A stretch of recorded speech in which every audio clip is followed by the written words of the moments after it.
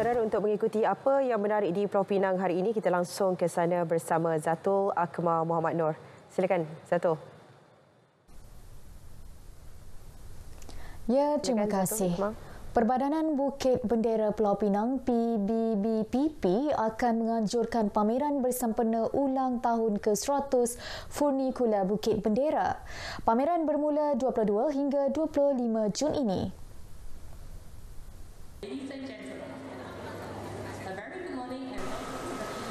Melaluinya, pengunjung berpeluang menyelami sejarah berkaitan pusat pelancongan ikonik Pulau Pinang, Bukit Bendera. Pengurus Besar PBBPP, Datuk Chok Lei Leng berkata, pengunjung juga akan didedahkan berkenaan proses pembinaan sistem furnikular di kawasan tersebut. So, dan juga dari segi gambar-gambar kami akan belajar sejarah Bukit Bendera dan juga sejarah bagaimana di pembinaan landasan Bukit Bendera ini dan sistem furnicular yang memberikan perkhidmatan dan membawa lebih daripada 47 juta di penumpang-penumpang ke atas Bukit Bendera. Pameran diadakan di aras bawah Geni Plaza Georgetown secara percuma.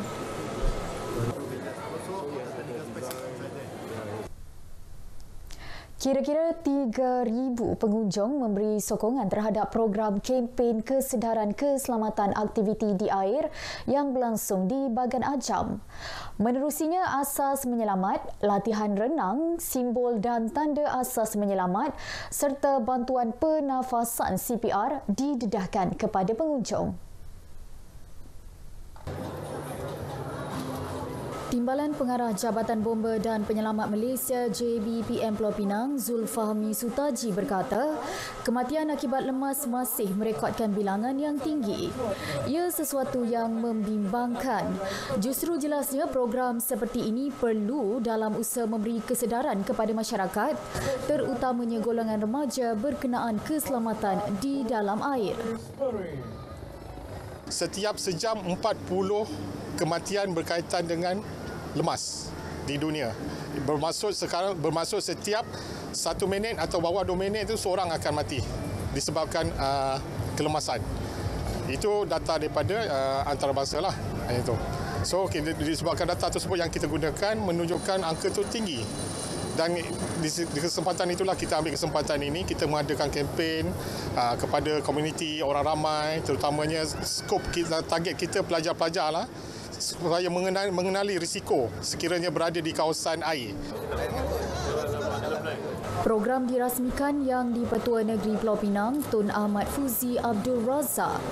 Selain pameran kebombaan, turut diadakan demonstrasi penyelamatan dari udara dan simulasi kebakaran bot nelayan. Hadirin yang dihormati sekalian, kini dipertontonkan kaedah penyelamatan. Musim durian dimanfaat penduduk balik pulau bagi merapatkan silaturahim antara mereka. Bagi memberi peluang semua merasa, kenduri Raja Buah dianjurkan khususnya untuk mereka yang kurang berkemampuan. Kenduri yang dihadiri hampir 300 individu ini merupakan acara tahunan di sini. Bukan hanya durian, malah buah-buahan tempatan seperti rambutan dan manggis turut disediakan. Bersama dalam semua etnik masyarakat Cina, Melayu dan India bersama. Kita boleh makan riam bersama, kita boleh kenduri bersama, kita boleh menyumbang bersama. Apa dia? Untuk bersama kita perpaduan. Inilah yang kita terjemahkan apa disebutkan kerajaan madani ataupun kerajaan perpaduan. Ini yang kita harapkan supaya masyarakat faham dan seronok dengan program yang kita buat bersama ini dan kita dapat saling membantu-bantu dan menyelesaikan masalah masyarakat. Peluang ini secara tidak langsung menjadi platform prihatin pemimpin terhadap penduduk setempat. Paparan itu mengakhiri berita dari Pulau Pinang. Kembali ke Angkasa Puri, Kota Media.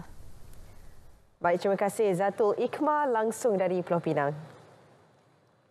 Baik saudara, Mahkamah Syariah Negeri Perlis bakal melaksanakan sesi perbicaraan secara tertutup melibatkan kes-kes perceraian dan akan dijalankan secara terhad di antara pihak-pihak yang berkhilaf sahaja mulai 1 Julai 2023. Keputusan berkenaan dibuat melalui arahan Ketua Hakim Syari'i Negeri Perlis setelah dipersembah maklum dan diperkenankan oleh Pemangku Raja Perlis Tuanku Said Faizuddin Putra Jamalul Lail.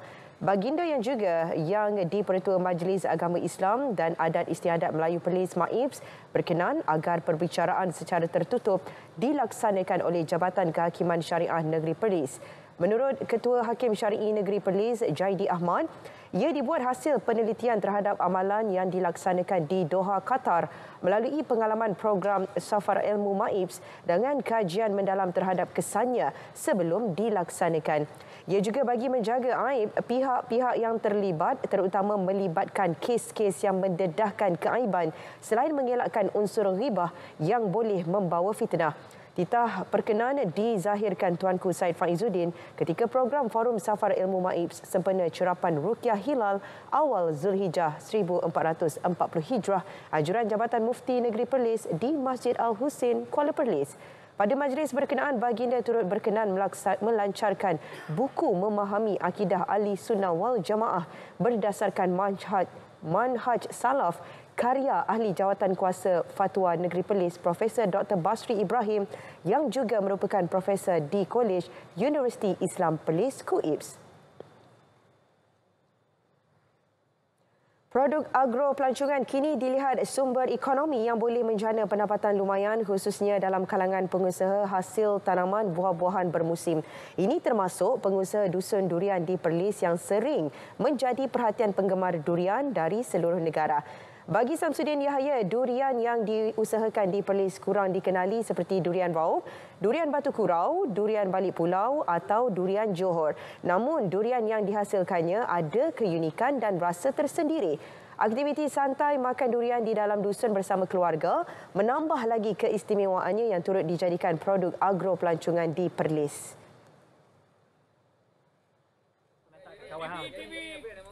Hak kita jual sendiri, jatuh sendiri, orang mai beli, rasa sedap, jadi depa mai pula. Jadi kebanyakan kita tak pernah lagi ada lamakan lah. Semuanya lebih jatuh ni orang mai beli sama ada daripada talian ataupun daripada perih mai. Jadi tak ada masalah. Kalau kata kita satukan semua pengusaha-pengusaha dusun durian ni kan, kita jadikan sebagai satu promosi dan juga sebagai produk pelancongan kepada negeri Perlis ni lah. Yang tu memang terbaik lah kan. Yang mana kita nak juga kalau boleh luar sana tahu bahawa Perlis juga ada durian kan, dan bukan sikit. Kita masukkan di dalam pelancongan negeri Perlis ni untuk dijadikan sebagai satu produk yang mana pengusaha-pengusaha dusun-dusun boleh mengusahakan dusun-dusunnya dan dibuat produk-produk untuk makan di dusun sebagai contoh. Itu di antara yang terbaik lah yang saya pernah tengok. Dusun yang dibuka setiap hari itu menawarkan harga antara RM12 hingga RM50 sekilogram mengikut varieti untuk dinikmati pengunjung yang boleh membuat tempahan lebih awal. Program Sidang Wanita Pulau Pinang 2023 bertujuan memberi pendedahan dalam tadbir urus negara atas prinsip pemisahan kuasa legislatif dan eksekutif dalam masyarakat. Menurut Exco Pembangunan Sosial dan Hal Ehwal Bukan Islam, Chong Eng, ia juga bagi memperbanyak penglibatan wanita dalam politik tanah air sekaligus mengimbangi jurang antara jantina di Malaysia. Itulah sebabnya wanita selalunya kekurangan wanita dalam peringkat kepimpinan yang tinggi, kerana wanita dia sudah biasa dengan adatnya. Tanggungjawab mereka yang terutamanya ialah menjaga keluarga dan anak mereka. Untuk memahami perjalanan program ini serta berfungsi sebagai proses pemilihan peserta untuk tapisan pertama.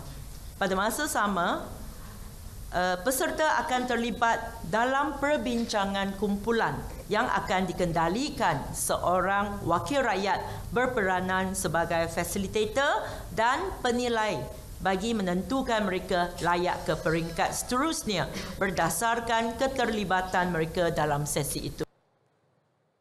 Beliau juga berharap program tersebut dapat dijadikan acara tahunan untuk beri manfaat kepada kaum wanita terutamanya dalam bidang kepimpinan pentadbiran dan pembangunan negara menerusi arena politik.